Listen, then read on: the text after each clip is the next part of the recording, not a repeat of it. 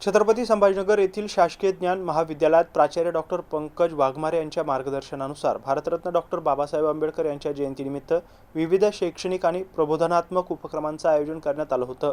या उपक्रमांना विद्यार्थी, प्राध्यापक आणि कर्मचाऱ्यांचा उत्स्फूर्त प्रतिसाद लाभला आहे।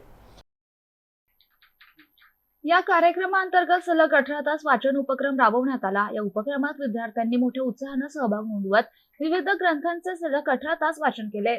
तसंच महाविद्यालयात डॉक्टर बाबासाहेब आंबेडकर यांच्या विविध ग्रंथांचं भव्य ग्रंथ प्रदर्शन भरवण्यात आलं होतं। या ग्रंथ प्रदर्शनाचं उद्घाटन प्राध्यापक डॉक्टर प्रसाद पुरेकर यांनी केलं।